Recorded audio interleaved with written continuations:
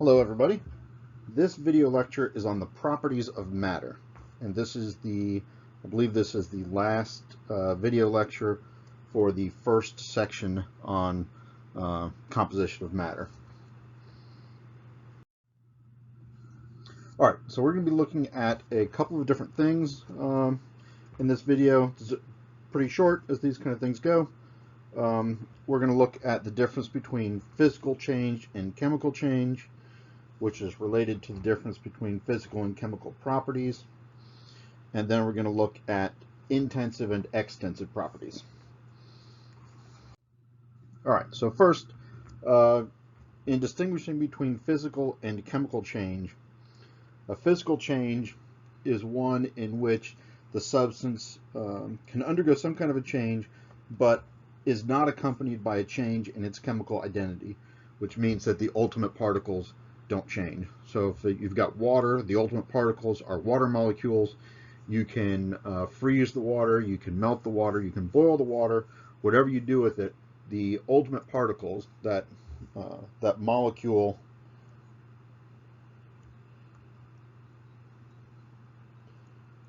that looks like that is not going to change, right? So anything you do to water that does not change the nature of that particle is a physical change. Okay. All right, so some common examples of physical changes are changes of shape, or as I just mentioned a minute ago, phase changes. Freezing, melting, boiling, condensation, things like that. And it's often said in the textbooks that physical changes are described as easily reversible. And that's true in some cases, but it's not always true. So I don't think the idea of whether or not something is easily reversible is a good way to distinguish between a physical and chemical change. We'll look at an example of this on the next slide. Okay. All right, so some examples of physical change.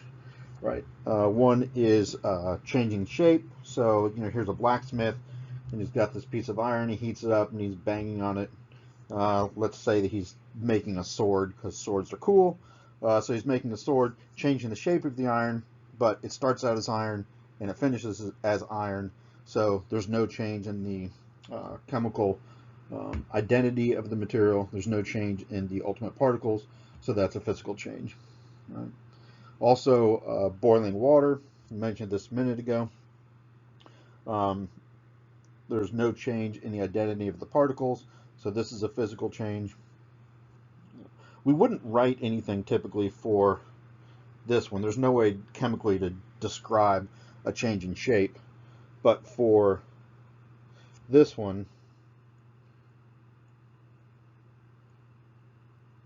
we could write an equation for boiling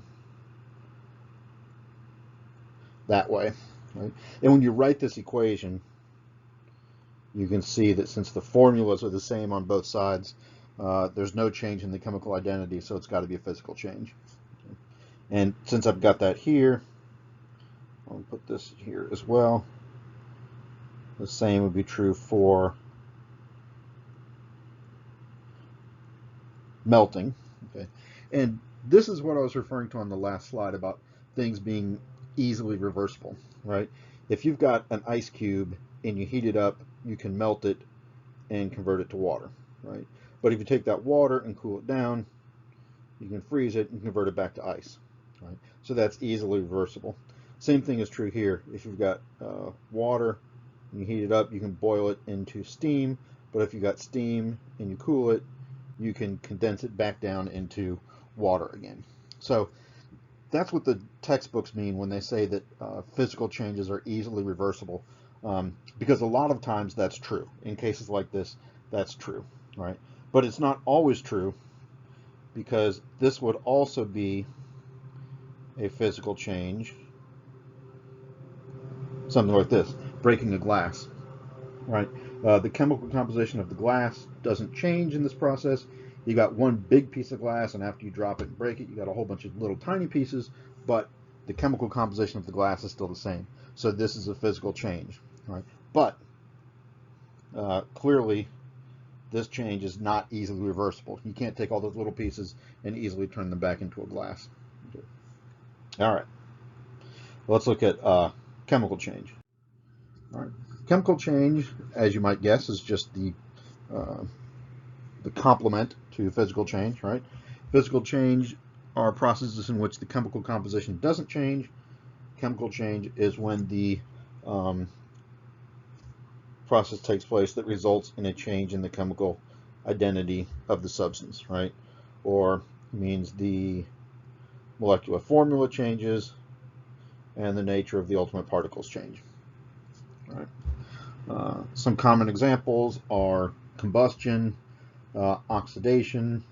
When oxidation is a process of metals reacting with oxygen in the atmosphere. If that happens to be iron, then we call it rusting, right? But a lot of other metals go through the same kind of process, and tons of reactions.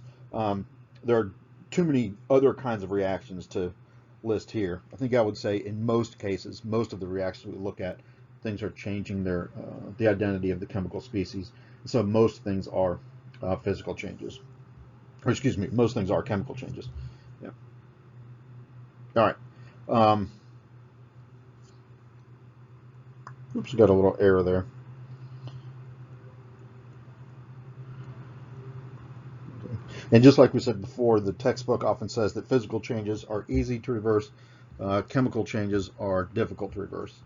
Again, that's often true, but not always true. Okay, so for some examples, combustion is one of the ones that was mentioned before. So if this is methane, for example, methane is one of the gases that is a natural gas that you find in a Bunsen burner. So this reacts with oxygen in the atmosphere and forms carbon dioxide and water vapor. Right? So this is the process that's happening here. You can tell just by looking at it, just by looking at the symbolic representation of all the species involved, that the identities of the chemicals are changing. So that's a chemical change. You could, if you wanted, you could sketch out microscopic representations of all the molecules and stuff. That might be kind of a fun thing to do, but we don't need to do that here. Another example that's given a lot, as I mentioned before, is rusting, right? And rusting is metals reacting with oxygen in the atmosphere. Usually it requires some a bit of water as well to make the reaction go.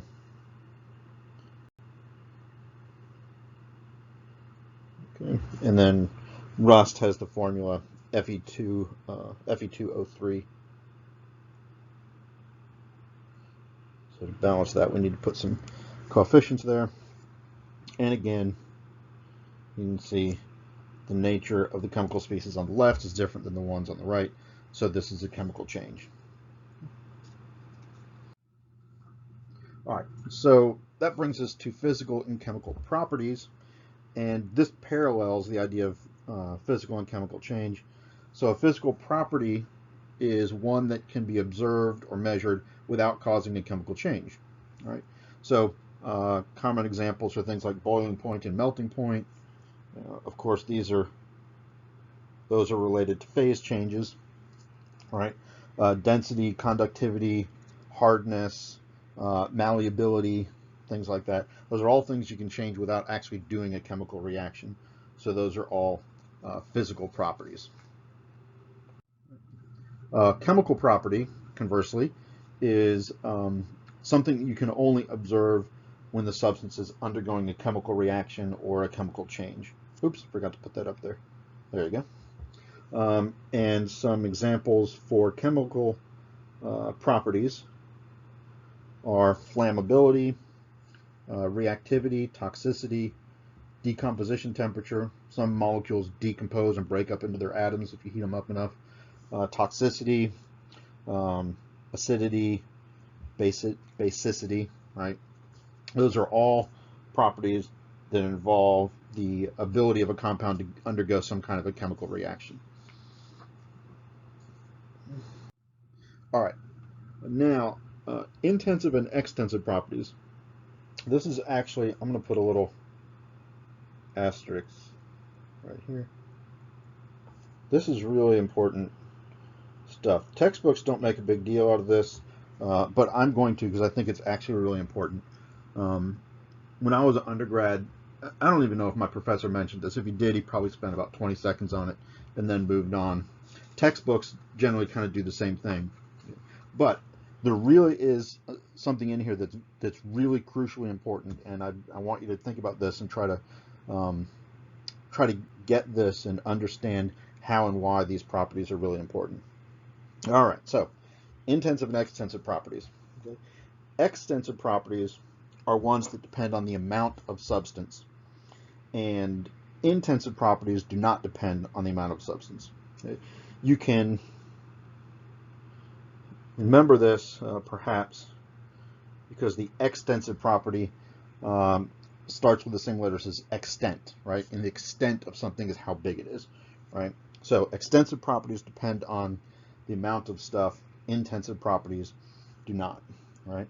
I'll show you an example and how I think about this in order to try to determine whether something is an intensive or extensive property. We do kind of a thought experiment.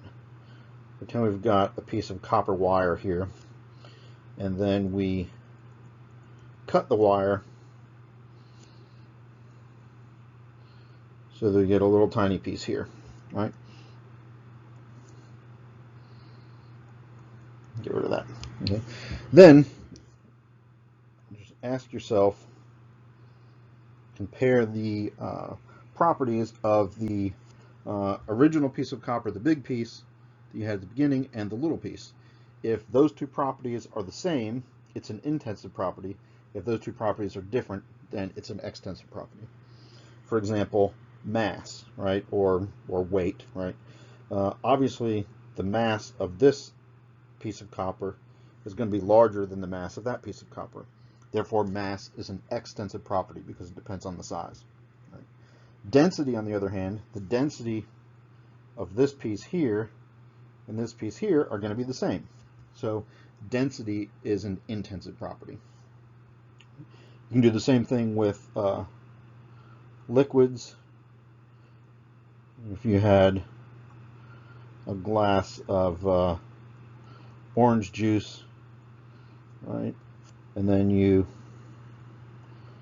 pour a little of the orange juice out into a shot glass, right, and compare the properties of the orange juice over here on the left and the orange juice over here on the right, right? Take something like volume, for example.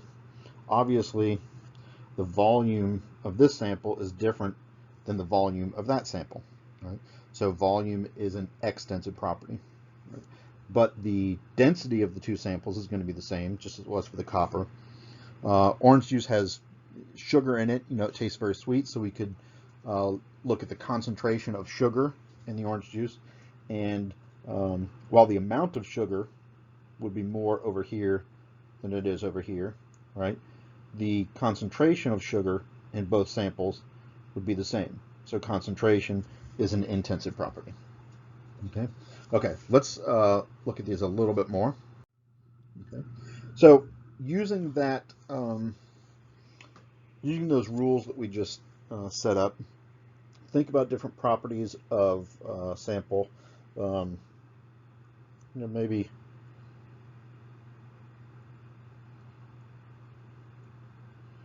there's a little cube of iron. Okay. Take a minute and just jot down a couple of intensive and extensive properties for that hypothetical piece of iron. And then after you've written a few down, unpause, and then we'll look at them together.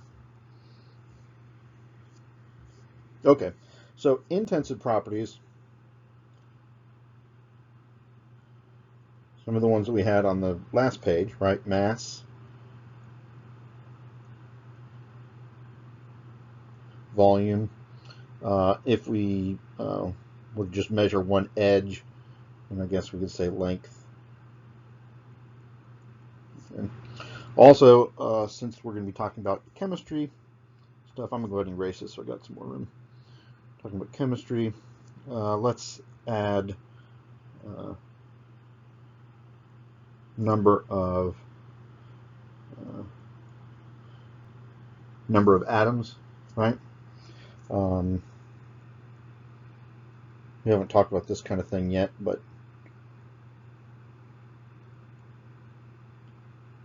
total amount of energy, thermal energy, let's say, contained in that hunk of iron. We could probably think of a few other things. Right?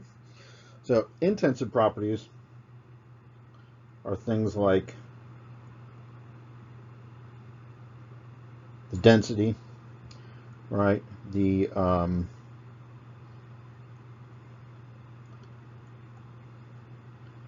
concentration. It's a little bit odd, but you can define a concentration for a solid if you want to.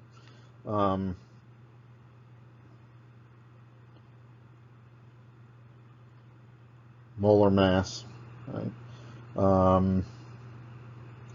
Temperature.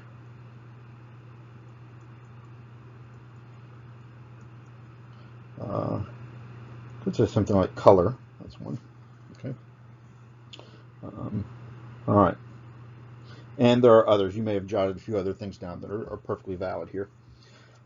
But there's a really important distinction between these two sets of values. If we look at density here, right? Density is the mass per unit volume. Concentration is number of atoms per volume. Molar mass, sometimes used the kind of a cursive M, is mass divided by number of atoms, actually moles of atoms, but it's related to the number of atoms, right? And actually we could do this too. Temperature, usually with temperature we just think of temperature as a temperature, but it really is related to the energy per atom, right? The more energy you have per atom, the hotter the substance gets. Okay. All right, so what we see when we look here at all these intensive properties is that many of them, not all of them, but many of them, I think I would even say most of them, are actually ratios of two extensive properties, right? Density is ratio of mass to volume. Concentration is the ratio of volume and number of atoms. Molar mass is the ratio of mass and number of atoms, and so on and so forth. Right? Color, of course, is not a ratio between any of those. So when you look at these, it's not just the fact that extensive properties depend on the size of the sample and intensive properties don't depend on the size of the samples. These are really two very different kinds of things, right? The intensive properties are not really just measurements, right? The mass of an object is just a measurement, the volume is just a measurement. The intensive properties describe relationships between the extensive properties. So these are, let's say, simple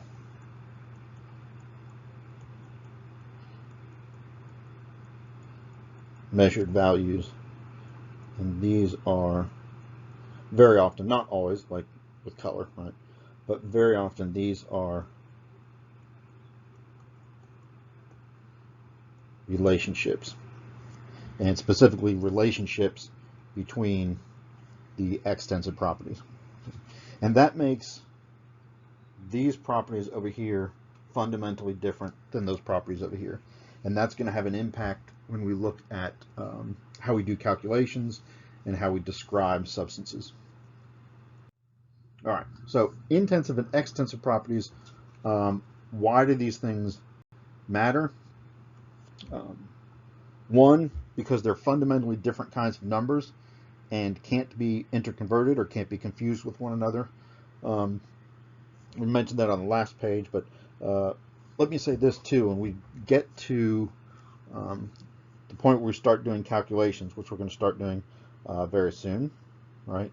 Uh, we might have an example where you've got something in uh, feet and you have to convert it to meters, right? So you're converting a length to a length, right? So you're converting an extensive property to an extensive property, right?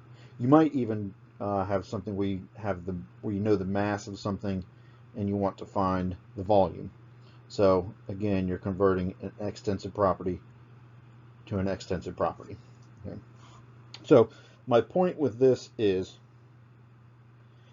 because intensive and extensive properties are fundamentally different kinds of numbers, one is a simple measured value and one is a relationship, you can convert one extensive property to another extensive property, and you can convert one intensive property to another intensive property. But you can never convert an extensive property to an intensive property, or vice versa. Again, because they're fundamentally different kinds of numbers, right?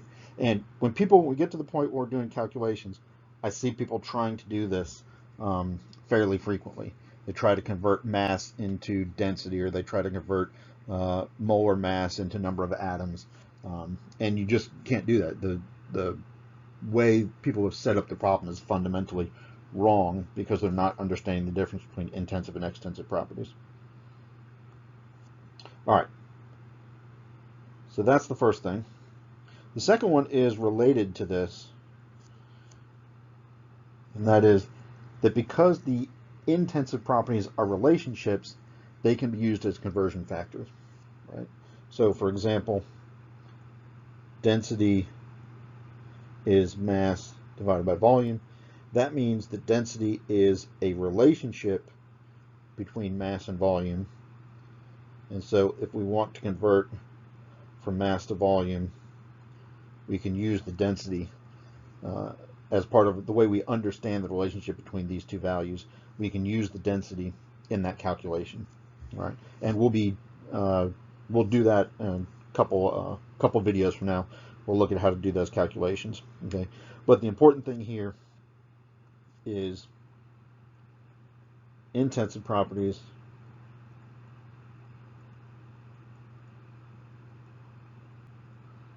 are relationships, and therefore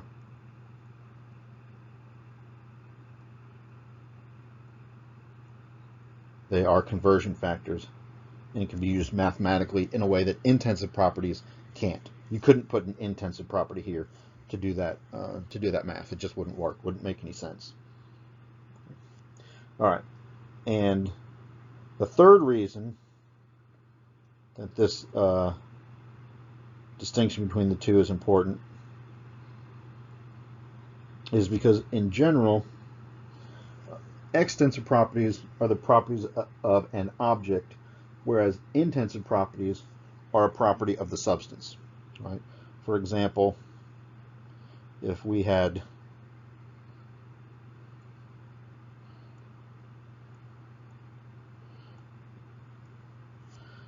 two samples of gold,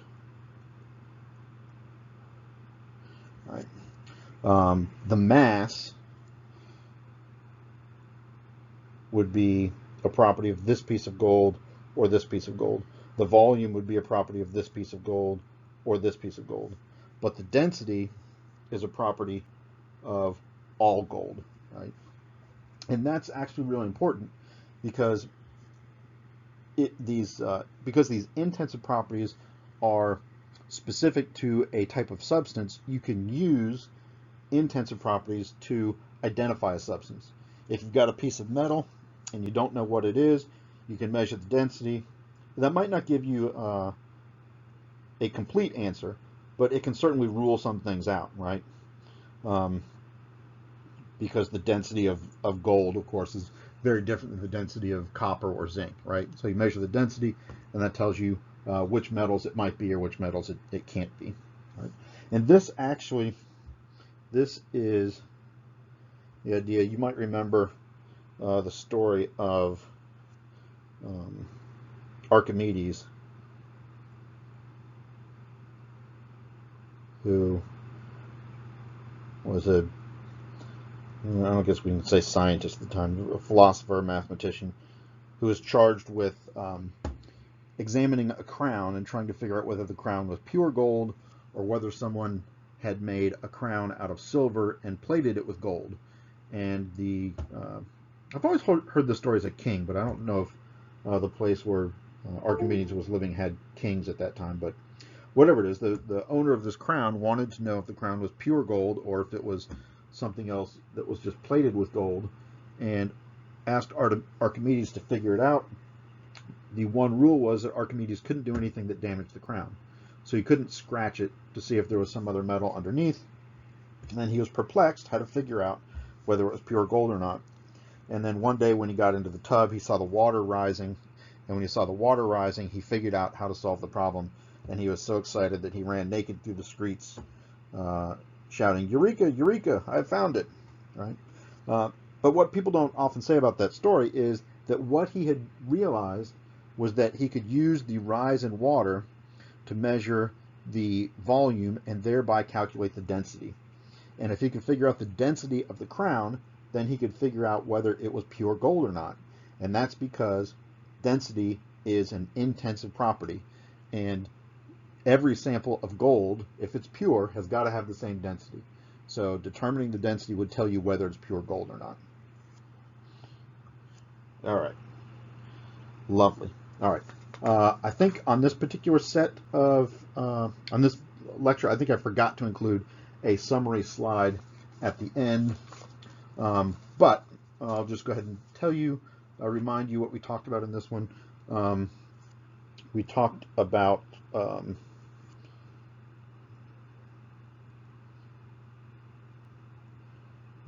physical and chemical change, and we talked about physical and chemical properties, and we talked about intensive